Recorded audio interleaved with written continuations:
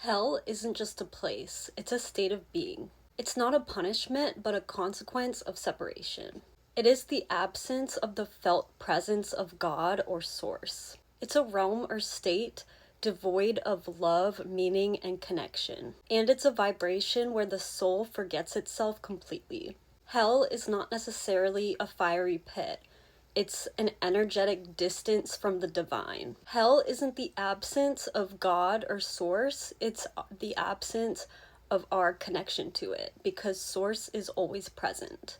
The disconnection from Source is what causes the pain and agony felt in hell. Hell can be caused by severance, false contracts, unintegrated trauma, and inverted energy. In these states, the soul may feel like God has abandoned them, but God is always present. We just have to remember how to feel it. So hell is the absence of God, but not because God leaves. Hell is the state that we go to when we forget that God cannot leave.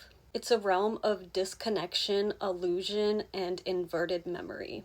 You can go to hell while you're alive, and you can experience a version of hell after you die. But neither are necessarily permanent, and they're not a punishment, it's just divine consequence. Anytime you exist in hell, it's based on your state of consciousness. So therefore, you don't need to die to experience hell.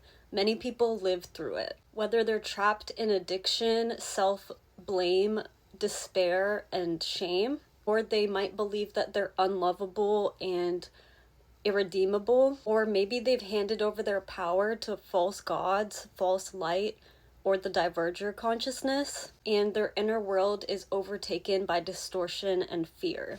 Many weavers, mystics, and rememberers descend into hell not because they're lost, but to retrieve the thread for themselves and others. And it's also possible to experience a version of hell after death. If the soul dies and still identifies with distortion and severance, if they have severed remembrance with Source, and also if they have been bound by a false contract. This is not eternal damnation from a vengeful God.